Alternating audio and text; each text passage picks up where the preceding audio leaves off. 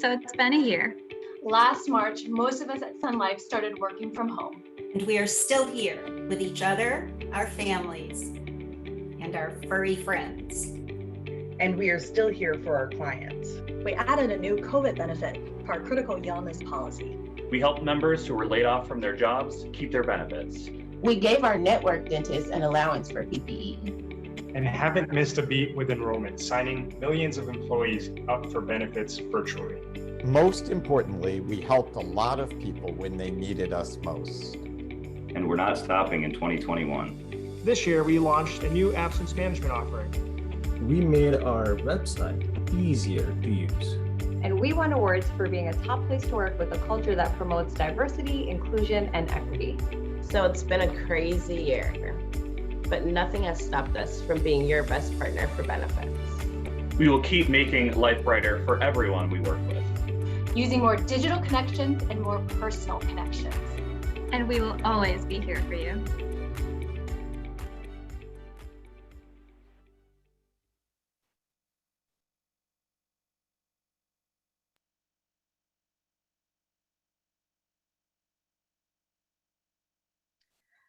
Hello, everyone. Thank you so much for joining us. We are very excited to share some of the insights from our 9th annual High Cost Claim Trends Report with you today. My name is Alexis McHale-Monaco, and I'm the AVP of Go-to-Market Strategy for our Stop Loss and Health business at Sun Life. I have the honor of leading the team that brings this report to life every year, and believe me, it's a labor of love for sure, and we're thrilled to be able to share it with you today. In addition to the standard analysis we do on our data each year, this year we also spent a lot of time looking at 2020 by itself, considering what a unique year it was. That means we were able to capture some direct impacts of COVID-19, as well as impacts the pandemic may have had on other high-cost claim conditions. Jennifer Collier, our Senior Vice President of Stop Loss and Health at Sun Life, will kick off our event today with some of the highlights from this year's report. And then we'll move on to a panel discussion where Jen will be joined by Lisa Huntermark, our Director of Clinical Services, and Mike Huppert, our Vice President of Actuarial and Risk Management. So definitely an all-star cast of industry experts joining us today. If you have any questions as we go, please feel free to add those into the chat, but we have a whole lot to cover today. So let's jump right in. Jen, without further ado, I'll turn it over to you. Thanks, Alexis. So I can't believe that another year has gone by. It feels like yesterday that we were a handful of months into lockdown and we were hosting this event. So welcome, thank you for being here today. As Alexis mentioned, this is our 9th year digging into our claims data, looking for insights and emerging trends. This year, we analyzed data across 45,000 members with over 9.9 billion in total claims. While a lot has changed over the years, we've remained committed to sharing what we learned to help our clients and our broker partners make decisions about self-funded medical plans. Inside this year's report, you'll find our summary of the top 10 claim conditions that resulted in high-cost claims, the impact of COVID-19, as well as the mental health challenges that were highlighted during the pandemic. We'll also cover trends in injectable drugs, the top drivers of million-dollar claims, and of course, we have a robust set of actionable recommendations across all these topics. So let's get started. And I thought I would start with some quick highlights, and then we'll delve deeper into the details as we move further through the presentation. So there's many conditions that can result in a high cost claim situation. And for that reason, it's extremely notable that half of all stop loss claims can be attributed back to just the top 10 claim conditions. And at the top of this list is cancer. Cancer claims continue to increase year over year, both in frequency and in overall costs, even in a pandemic. In fact, 9 out of our top 10 high cost drugs are primarily used to treat cancer. One of the things that I see as a bright spot is the attention and focus that we've had on mental health as a result of the pandemic. And we saw evidence of this actually in our data. The number of mental health claims is up 20%, and overall spend is up 25%. And then Alexis mentioned COVID-19. So while a relatively small number of COVID-19 claims actually result in high costs to the point of becoming a stop loss claim, we did see 100 members who had a claim directly related to COVID-19, and the average cost was $340,000. Million-dollar claims continue to rise.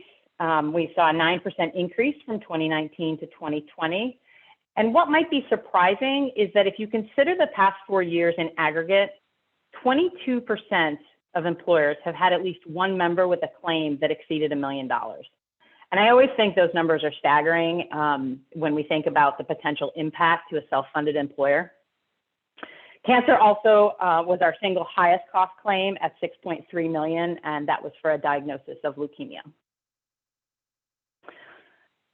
All right, so we always start with a view into our top 10, highlighting where we have seen significant movement. Now this year, the top 10 remained fairly consistent compared to last year's report. Cancer holds the top 2 spots on our list, followed by congenital anomalies, kidney disease, and septicemia or infections. And we talked about the concentration of high-cost claims within these conditions, so 50% of costs sitting in those top 10. But another point here is that 30% of high-cost claims actually came from just the first 3. The one new top 10 addition was actually number 10, which is diseases of the blood and blood-forming organs. And if we move to that single year view that Alexis mentioned, looking at just 2020, a couple of things popped in our research. Number one, transplants dropped out of the list of top conditions. So while you may be expecting to see this as a result of transplants were postponed as a result of the pandemic, we actually did not see that in our data, and we'll talk about that a little further on.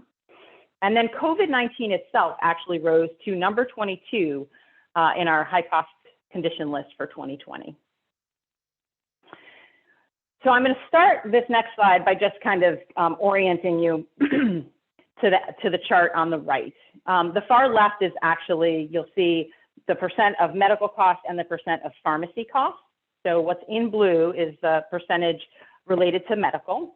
Then in the middle, you'll see the medical condition. And then on the far right, the orange bars actually represent the average cost, and the blue Harvey ball is the max claim that we saw for that diagnosis.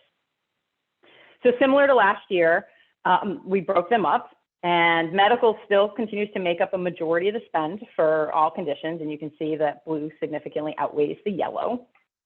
As you can see, though, 4 conditions this year had pharmacy spend over 25%. So that's diseases of the blood and the 2 cancer conditions. And one thing we started including, because we received so many requests for it, was the average cost. And again, so you can just get a sense of on average, but then also how expensive in certain particular instances. As I mentioned, 6.3 million was our highest claim, and the largest difference between average costs, so just south of 260,000 was average, but the highest cost being 6 million, so quite a delta there. And then from the perspective of highest average cost treatment on the top 10 list, that's live-born with secondary complications at 320,000. Now, as we mentioned earlier, and we continue to talk about this year over year, cancer has remained the top driver of high cost claims. And we anticipated that we might actually see a drop in cancer claims due to COVID-19, but that wasn't actually the case. Cancer claims are up 16% over 2019 in terms of members who had a stop loss claim. And total spend and claim count were both up in all 5 of the top subcategories of cancer. This could have been driven in part by the increase in the number of treatment options available and the fact that more people are actually surviving cancer. Cancer mortality rates have dropped an average of 1.5% per year between 2008 and 2017. And we're continuing to see new therapies and treatments that come available and are being used in combination to more effectively treat cancer. And we'll go into a little more detail, but as I mentioned earlier, 9 of the top injectable drugs were used in the treatment of cancer.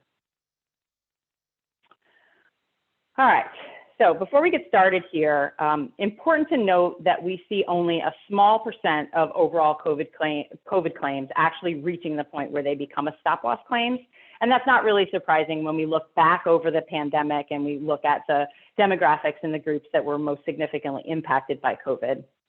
Based on deductible levels, and of course, many cases not requiring hospitalization, we saw less impact than we may have anticipated early on in the COVID pandemic.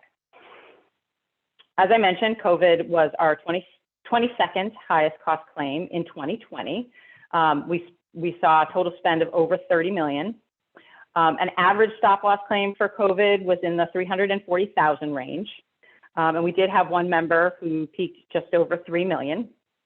And that was driven by things like ventilation support, a very long hospital stay. And a second highest cost claim right at 1.5 million. So, overall, when we look at COVID-19 claims within the book of business, it amounted to about 1%.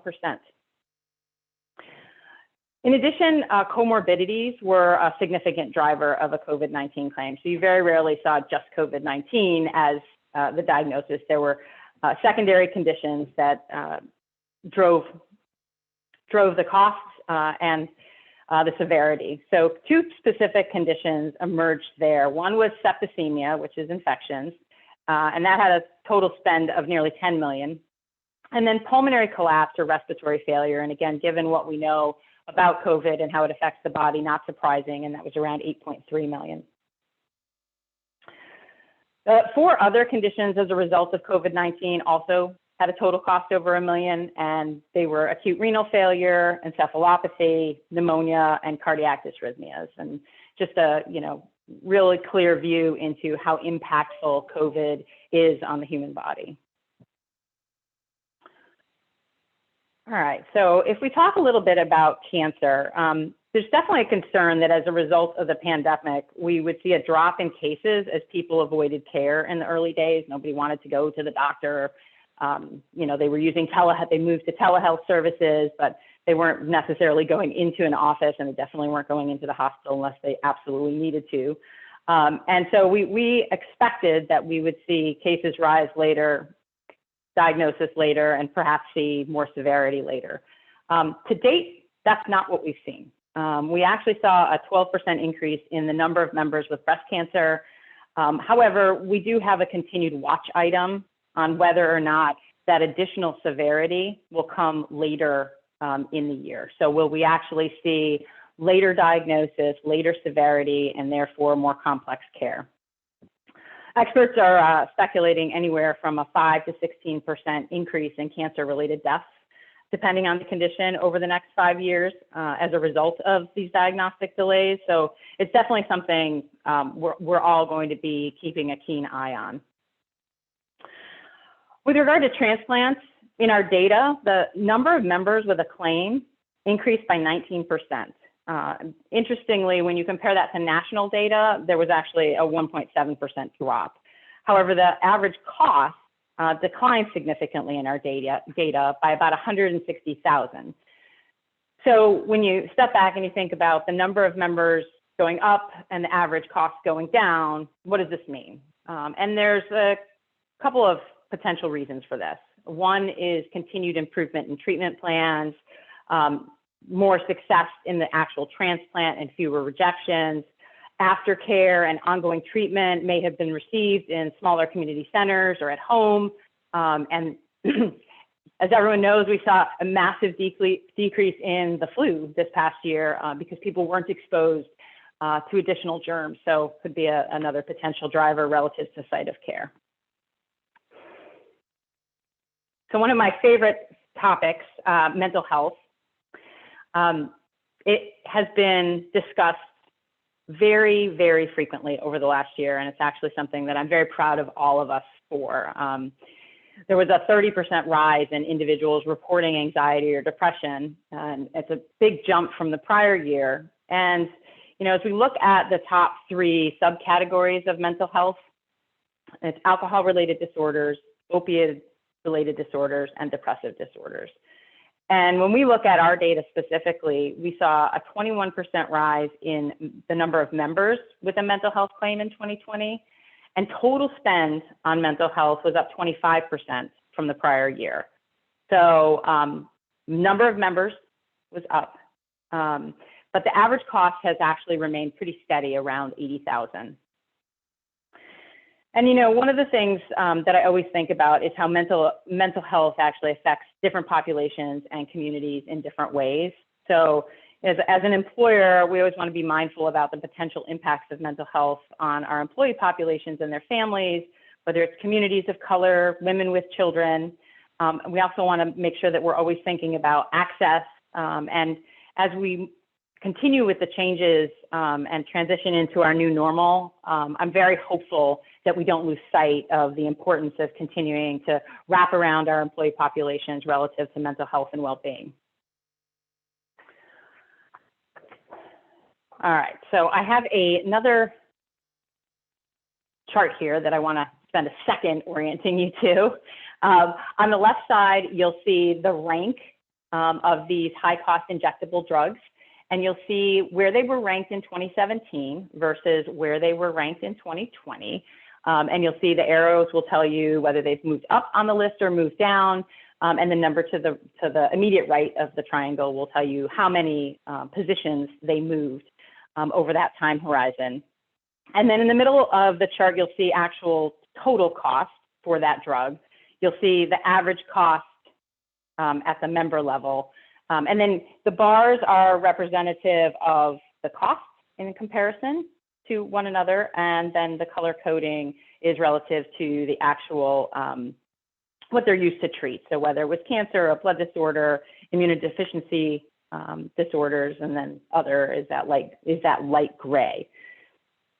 So we look at a single year for injectable drugs as much as we look at changes year over year. And in 2020, 9 of the top 10 drugs, as I mentioned earlier, were used in the treatment of cancer. And on average, cancer drugs in the top 20 had a cost just under $90,000, where blood disorders had an average cost of $370,000. But since utilization and the frequency of cancer is much higher than those blood disorders, the total spend tends to be much higher for cancer. There were also 2 drugs used in the treatment of immunodeficiency disorders, Gamunex and Gamagard, both with an average cost around $80,000. And then my favorite drug from last year, Zolgensma, has fallen off the top 20 this year with only 1 member receiving the drug in 2020. But its average cost still remains the highest at over $2 million per member. So the $1 million question, and yes, pun intended, are $1 million claims still rising? And yes, $1 million claims continue to rise. This year, we saw 1+ million claims rise by 9%, and the largest increase in the $1 to $1.5 million category. And then $3 million claims and over stayed consistent at a total of 14. And the $2 to $3 million window, we saw a slight increase. And then the $1.5 to $2 million, we actually saw a small decrease in count from the prior year. But overall, $1 million claims are up. I feel like it's also really important at this juncture in our conversation to say, you know, that the increase in these high cost claims really do represent medical progress. You know, this is new hope for patients who have really complex health situations. And ultimately, the goal is to increase both survival and quality of life. And when we delve into kind of what really makes a $1 million claim, it's not singularly a diagnosis. It's actually long patient stays. It's the duration of treatment. It's the extensive labs and diagnostics that come with it. It's complications that result of either the underlying diagnosis or potential additional comorbidities. And then, of course, the cost of medication, which we were just speaking to, and ongoing care. And when we think about the $3+ million claims, the main contributing diagnoses were pulmonary collapse and respiratory failure. live-born and congenital anomalies. So those are our infants. Cancer, COVID-19, and then there's a bucket of about 6 that kind of fell into an other category.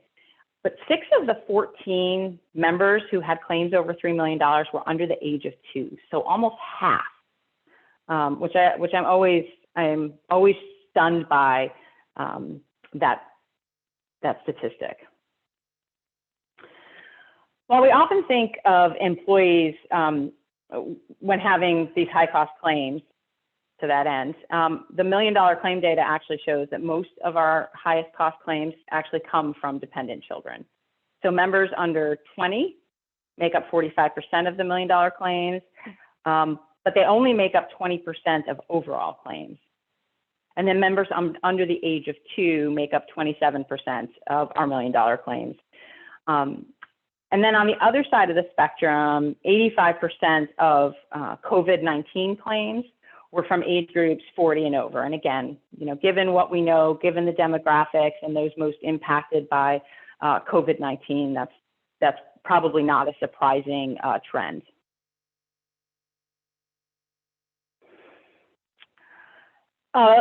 So, we all think, at least I know I do, we think about catastrophic and events and really complex events. We think about these as rare events. And the reality is that high cost claims are actually not at all rare. 86% of employers have a stop loss claim in any given policy year. And 66% of those are related to an injectable drug. And then almost 60% had a stop loss claim related to cancer. And so, this reinforces, I think, how important it is to have not only stop loss coverage, but the right level of coverage for your groups. And especially when you think about $1 million claims rising and the potential impact that could have to an employer, to their business, to their bottom line, it's even more important.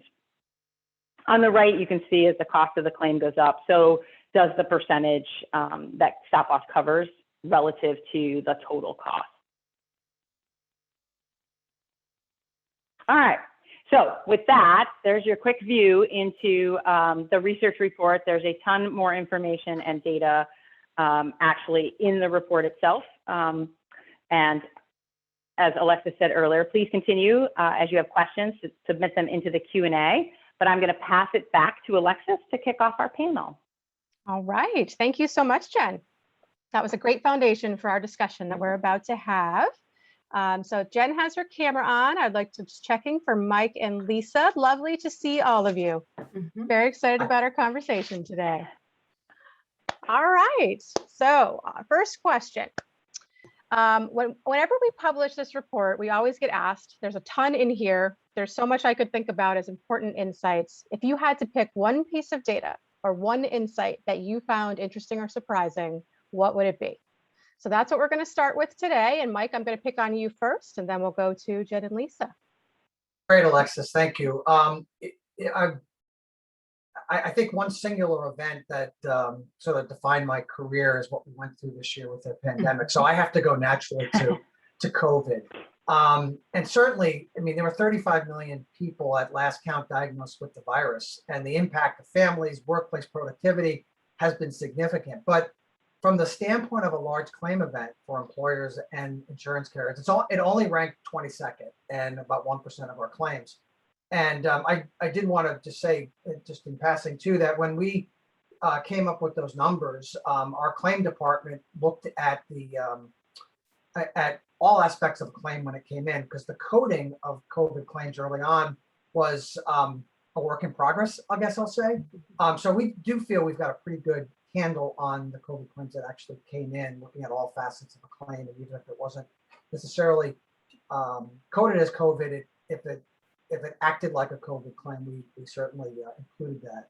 And but overall, I mean, prior to last year, I think if we thought about a pandemic, we would have been thinking that the impact was greater, at least in regard of total cost and the total impact to our line of business. And so I think that's the thing that was probably the most striking to me as we pulled the data together. A lot of good sense. All right, Jen, what about you? Okay, so I'm going to go to, to my go-to, which is mental health. So, I think in general, most of us do not equate mental health to catastrophic, complex claims. It's just not where our natural head goes. And so I think that was probably one of the most surprising, I didn't rattle through all these statistics earlier, but we saw 4 in 10 adults, 4 out of 10 reporting anxiety or depression, which is up from 1 in 10 the prior year. And, I do think that a lot of this is related to the focus. And, again, I see it as a bright spot, potentially because so many of us were experiencing just the stress and the anxiety around a pandemic. We actually minimized the stigma associated with it. And I think individuals were, one, more willing to admit and talk about it when they were struggling. And then secondarily, I think from a provider perspective, I think it created an orientation to ask the question. And so this is one of the areas where I'm very hopeful as we move forward that we continue the dialogue, we continue the conversation so that people are getting the care that they need. Looking for those silver linings and things we learned during the pandemic, right? Yeah, always. Absolutely. All right, Lisa, how about you? So I'm going to probably say the information that we were able to secure in regards to cancer was interesting. And I think Jen's question, our final comment where she said, that people received the care they needed. When we originally thought about cancer, we were thinking, oh, maybe it will drop off, people not getting care. But when you really think about it, cancer has to be treated and treated timely. And so, I think originally we weren't quite sure what was going to happen, but in the end, the numbers were pretty consistent and going upwards and upward trends, as well as the dollar spend on that. And then if you think about it, I guess it's not that surprising. Those cases need to be treated. They need to be treated well. There were probably increased needs in the hospital to make sure these people were safe when they were getting their treatments, PPE and, testing, et cetera. So those costs going up probably isn't very surprising. And the fact that cancer stays as our number 1 and 2 probably isn't either, unfortunately. So again, I think there's definitely areas that we thought, wow, this is so great. The movement towards caring for mental health in particular, what a great rebound from that pandemic. The pandemic seemed to charge that, which is a fantastic thing to have happen. Unfortunately, the pandemic didn't affect cancer in the same way. Cancer is going to continue to increase, stay in our 1 and 2. Yeah, we have a lot of interest in this cancer topic. I've been looking at the questions kind of coming in through the chat, so I'm going to stay on that for the next couple of questions for our discussion. So cancer continues to grow, both in terms of number of people impacted and the costs related to the treatment. So let's talk about a few different things that might be important for this audience to know. Mike, I'm going to start with you again. What have we seen in terms of data around cancer, with it being number 1 and number 2 so consistently and into this year as well? Yeah, and Lisa used the word, it's not a surprise, and in some respects I agree with that. It's estimated that 40% of Americans will ultimately be diagnosed with cancer at some point in their life, and it's not a stretch to say that everyone on this call has been impacted by cancer in some way. So it's ubiquitous in our life right now. And then from the cost side, the green field today is customized treatments, tailored to individual people, and that is expensive. And if you dig into our report and you look at the top 5 subcategories that fall under cancer, all increased in terms of both total spend and claim counts.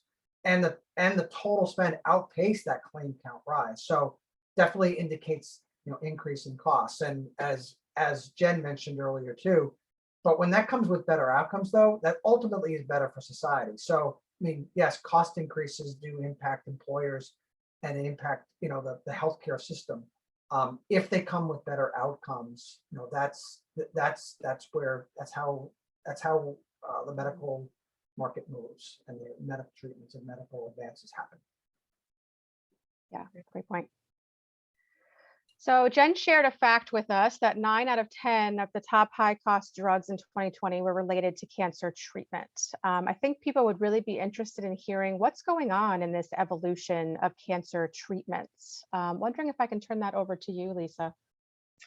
Sure. So as Mike mentioned, cancer is affecting so many people. And while maybe the average cost for some of those treatments are lower, the amount of people actually requiring those treatments is ever growing, and hence we have a large amount of our spend being seen there, and I'm sure many on this call are seeing that as well.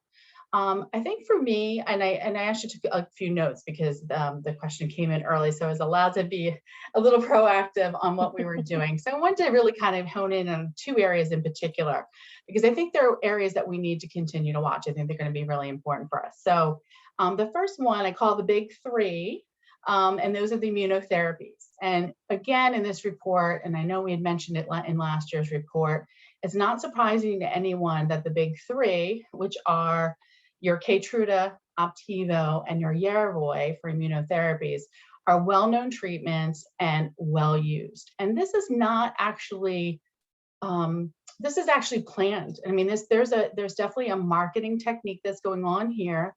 There's actually, the manufacturers are making sure that their drugs are FDA approved for the various cancers that they have, which is a really unique strategy right now. Because if a drug is approved for and FDA approved for the use of a particular cancer, you know, no qualms, it's going to get covered, it's going to be utilized, et cetera, et cetera. And then the marketing technique on this has been really obvious, especially if you are watching weekend golf or maybe some sporting events. You're often going to see these 3 come up in advertisements in magazines and TV. And so they're definitely getting out there, letting people know that these medications are out here. Now, I think Mike had a really good, important point. These drugs are effective. And so getting this out into the marketplace and letting people know that they're available for them to extend their lives, to help their bodies fight these cancers is very, very important. And so that definitely, I think those areas is important to note that they're there. Another interesting marketing trend, and I obviously it sounds like I follow the marketing trends more than anything, but Opdivo and Yervoy are a combination therapy right now. And I thought it was really interesting that they didn't come up with a new name. So they didn't do a combination name. They actually called it Opdivo plus Yervoy. And they kept the trademark names and they didn't add like a brand new name to represent these 2 drugs being combined, which they often do in the marketplace. And I think that was strategic again, because people are aware of those drugs. And so the combination therapy that was just approved recently, people were aware of them, and now they can say, well, can I get both? Is it possible, you know, is this going to be something that I can get both for? And obviously it's approved right now for just one diagnosis, but we can see the trend. If it's going to be beneficial, it's going to continue, and we're going to see other people utilizing that combination therapy in the future. So definitely, you know, watch that. You can see in our report the movement of all 3 of those drugs on the injectables. So take a look at that. Definitely something to watch. One of the other areas I think is the CAR T therapy area. So CAR T therapies, I think is important to watch. Treatments of multiple myeloma. We're getting 75% success rates with CAR T therapies, so well improved. I think what's really important, and in case people don't know what CAR T therapy, real high level, we're taking the blood out of a patient, we're spinning off their T cells, which are kind of the warrior cells, if you will, of the immune system. And then they're actually altering them in a lab to have receptors on them, and that's the CAR part. That's the receptors that get attached to those immune cells, those T cells. And what that does is make that T cell able to find the cancer, right? It becomes like a magnet to those cancers. And so it's going to help the body actually treat itself, fight the cancer itself. So again, a fantastic improvement on quality of life and treatments, and so impressive. What we're seeing right now is that CAR T therapies are used kind of as a last resort. So they are after 3 and 4 rounds of therapies that have not been very successful. So look to them being your initial treatment, which actually has a huge effect on 2 things. Health, because if it's very effective, it's going to allow our patients to be treated the right way early on and be hopefully cured, if you will. And also financially, because we won't have to fail 3 and 4 different cancer therapies before we can use it, meaning that we have the financial impact as clients, providers, brokers, etc. You know that you're paying for 2 or 3 failures before you get to the CAR T, which is going to be successful. So look for that to kind of change. We should see that, evolve into being more of a frontline defense opposed to, hey, you failed everything else. Again, benefiting health space and benefiting financial space for us. A lot of that sounds like good news, Lisa, right? To kind of counterbalance. There's a lot of people out there who are having this as an issue, but there's really good progress being made to options for treatments that are out there. All right, Jen, so I'm thinking about you, so everything that we just covered, right? It's a complex world. There's lots of different options. Things are changing quickly, and there's lots of people impacted by cancer. So with that, many employers are going to have a member that ends up facing a cancer diagnosis and having to navigate this complex world. How should they be thinking about ways to support their members during this time? Yeah, so thanks, Alexis. Because I do think it's really important. We spend a lot of time, for obvious reasons, reviewing the research report, looking at the trends relative to cost and frequency and severity. But when we step back, at the center of any of these issues, cancer or otherwise, there's a person, and that person is actually surrounded by a family. And so, when I think about cancer or any catastrophic complex diagnosis, you have an individual who's essentially at an extremely traumatic moment in their life. Like everything changes. And a lot of what changes is stuff that they don't know, that they're not comfortable navigating or really understanding, because they haven't done it before. And the healthcare system, as we all know in the U.S., is wonderful for so many reasons, but it can be very, very, very intimidating. So I think it's really important, one, to think about the support that not only the individual is going to need, right, but their family and their caregivers. Two, I think we should always be thinking about how do we make that journey easier, right? So how do we make access to benefits easier? How do we make it so that individuals actually know what benefits they have at their disposal? Employers do a phenomenal job of putting together benefits for their employees. They're very thoughtful about what they're choosing and why they have access. But many individuals, we make our decisions on benefits at the beginning of the year or during open enrollment, whenever that may be.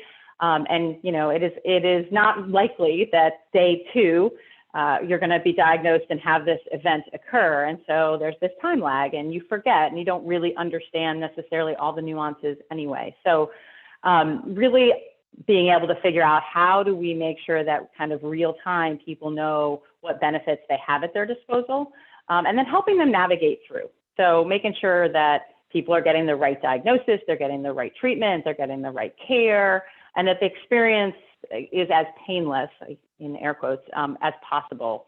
I think many of you know we made an announcement at the end of April around our intention to acquire Pinnacle Care.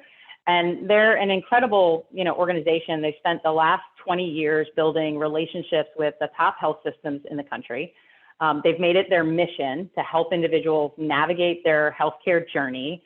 And that's everything from really understanding and optimizing the benefits that they already have to figuring out, making sure they're getting the right care, that they're getting second opinions if they need it, really helping them through that journey, regardless of how long it is. I think the goal really is, how do we help individuals get the best outcomes? Lisa mentioned this. And at the same time, maintain some semblance of financial security. So, when I think about the financial security aspect of this, there are, products out there like critical illness, hospital, supplemental insurance, along with really being able to optimize the existing health benefits. So that's what I think about when I think about things that we can do as employers to support our employees and their families. That's great. All right, so I'm taking a look at some of the questions in here. There are some questions back to high cost drugs. So I know that this one was one that came up a lot during the pandemic, like how were the drug approvals going to be impacted by the pandemic? Were they? What's this going to do to the drug pipeline? I'm wondering, Lisa, if you might have some thoughts there to share with the group. Sure. Definitely. So we did take a look at the FDA approvals for 2020, and we did notice that they remained pretty flat compared to 2019. And to be honest with you, pretty much everyone was saying the FDA approval process was on a trajectory upward, that we should have seen more increases. So we do believe the pandemic had, definitely halted some approval processes in 2020 for us, which isn't shocking. There probably isn't an industry out there that wasn't affected by the pandemic. So of course the FDAs have to be affected as well. And so much of their time was being spent on COVID and how to treat it and how do we manage vaccines, and the government was involved in making sure that those things were happening. And so it's not surprising at all. So in 2019, there were about 48 FDA approvals, and in 2020, there were 53. And out of those 53, 3 of them actually were interesting. They were Ebola, COVID, and malaria-based medications and treatments. So 3 of them might not have actually even been there. And I'll tell you why. It's actually kind of interesting. Regeneron actually put out an Ebola medication that was approved for the FDA in 2020. And they actually noted that the reason that medication came to the forefront and was approved by the FDA was because they were using the technology that they were inventing for COVID-19 treatments to actually develop a drug to help and cure Ebola or treat Ebola, I should say.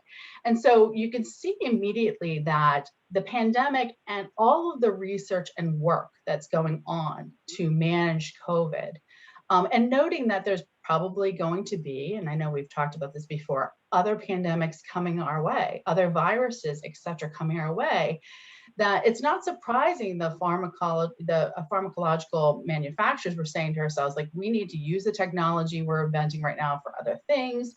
We need to make sure that we're not just covering COVID, but we're looking at it globally. And so you definitely saw that. I think you're seeing that trend happen. So it would not surprise me if we see, other global health crises, diagnoses being managed by some of the things that have happened, or some of the inventions and techniques that are being managed right now for COVID being used for those global health concerns that are out there. So very interesting there. But I think there's one other term that we heard almost every day, I think, in the last few months, and that would be mRNA. And so I think it's interesting to hear about what does that mean for us. And so mRNA obviously was used in the vaccination process, and that is essentially messenger RNA. So that M stands for messenger. And I think the best way to look at this, and one of the easy ways to describe this, is to say that, it's like a recipe that's given to your body to tell it to manufacture something. Like, it's just a recipe, and that recipe dissolves and goes away really quickly. Probably like some of our grandmother's recipes that we wish we had. They're gone and no one has them, but in the body, they go away really quickly.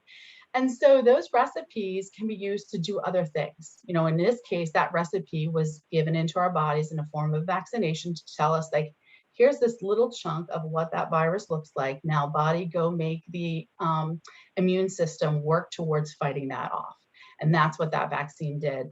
So, of course, this messenger RNA can be used for other things, and we're already seeing it happen today.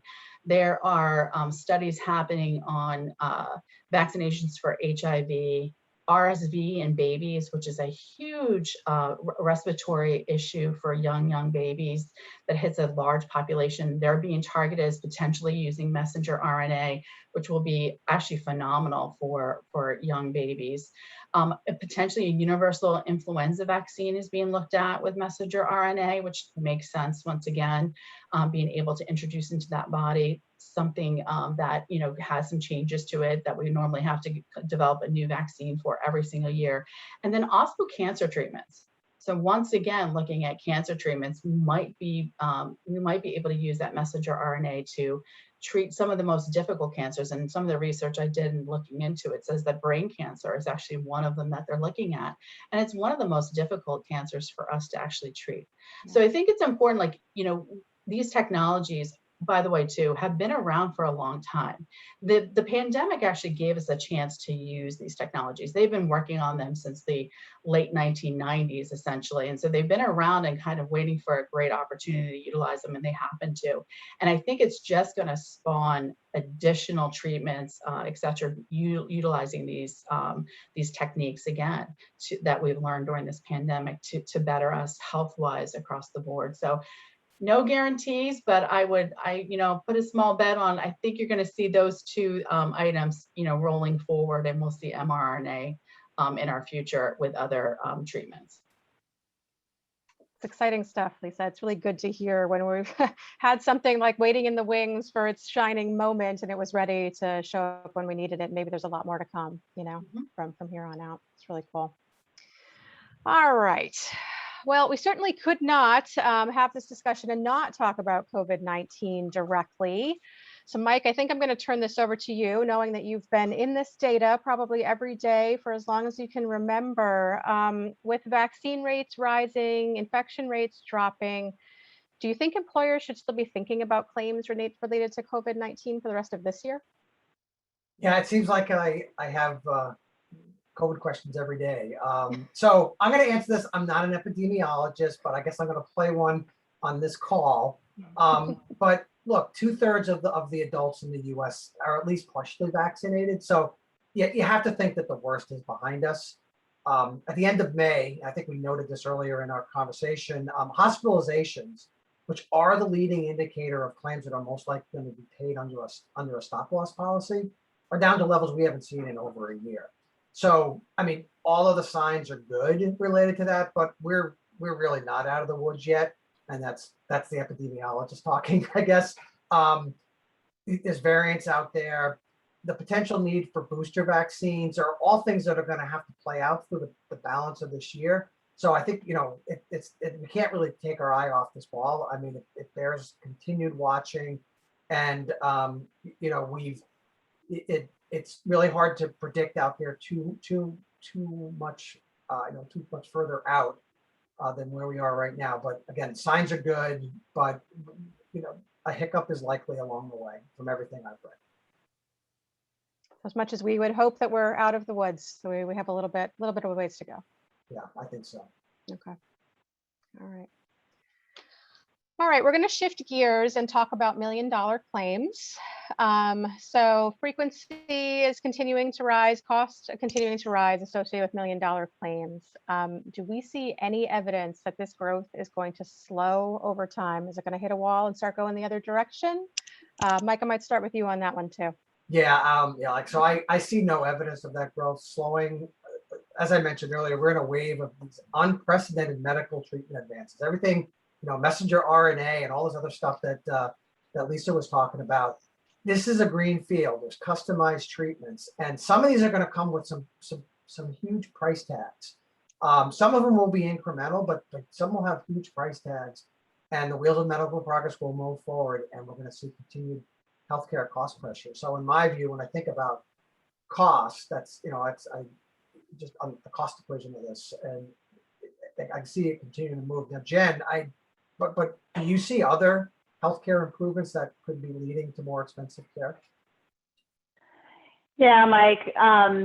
So, I can answer this question in probably a couple of different ways. I think both you and Lisa did a tremendous job of highlighting, all the different places where we really are seeing these kind of high cost treatments, and all the good that they're doing. And, there's some interesting dynamics because, as you're getting more towards curative versus just symptom management or putting, people into temporary remission, you're not seeing the repeatability. And so, there's some bright spots there. We continue to see advancements, whether it's in specialty pharmacy, as Lisa talked to.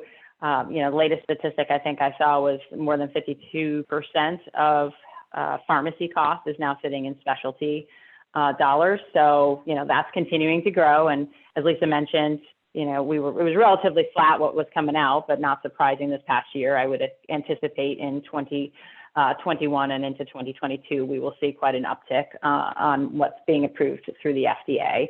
And, there's a continued push on whether it's new technology, people are living longer and they're surviving whatever their issue is today, which, unfortunately may mean later on in life, later down the road, there's another compounding issue that arises. So, I do see all of those things as, yes, we will continue to see increases in healthcare. And, it does continue to remind why stop loss is so important, and making sure that from a self-funded perspective, employers can stay focused on what they do best, the business that they're in.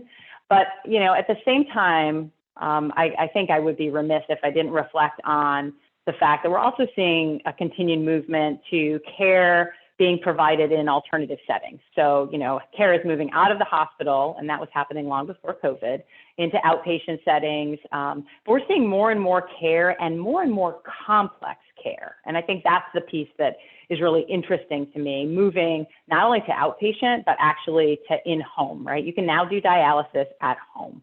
And, that life was unfathomable to us just a few years ago.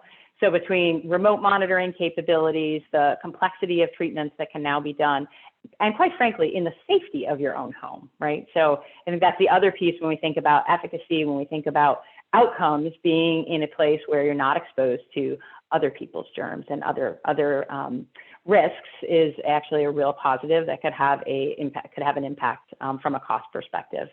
And then the last thing I guess I'll say is, I'll go back to my comment around thinking about patients from a holistic standpoint, and just thinking about their well-being mentally, physically, thinking about quality of life, thinking about return to work.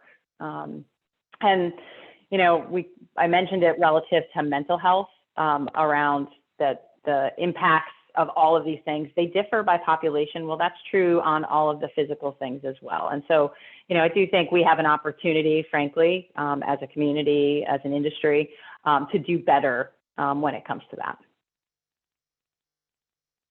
Awesome. All right, I want to leave some time for this question. It might be our last one, because it's kind of a big one. What should self-funded employers be aware of and focused on as they're thinking about their benefit plans? What guidance would you give them? And Mike, since you've been such a good sport, so let me pick on you first on many of these questions. I'm going to just keep doing it. How about you first? Sure. So as the actuary in the room, I naturally go to the risk angle. So I really feel when self-funded employers know what drives their claims, they can make better decisions regarding what stop loss coverage best matches their risk tolerance and where they should focus cost containment efforts. Knowledge is power, and we hope to provide knowledge to our clients to allow them to use that in a way to best manage their risk. All right, great. I know Jen's going to have stuff to say here too, no doubt. I'll turn it over to you, Jen. Well, I love Mike's comment around knowledge is power, because I really do think, when you understand your employee population and you understand the needs of your employee population, you really, as a self-funded plan, can be very targeted, very specific in the benefits that you're offering. But with that comes, nobody wants to pay for benefits that nobody uses, right? Like that doesn't feel good for anybody. And so making sure that, one, you're looking across and Mike talked about cost containment. Cost containment, we spend a lot of time in the stop loss arena worrying and focusing on cost containment, and we do a great job. But today, very transactional in nature. We're kind of at the end of the process. The claim is the person has already been in the hospital. They've already built up those claims, and there's tremendous opportunity to have an impact much earlier in the process. And I mentioned earlier, our intention around the acquisition of Pinnacle Care, and that's exactly our intent. We want to do something that will actually drive better health outcomes, that will actually help an individual through the process, make that journey and that experience, like I said, as painless as possible, as positive as possible, making sure that they have the confidence that they're getting the right care, they're actually getting the right care,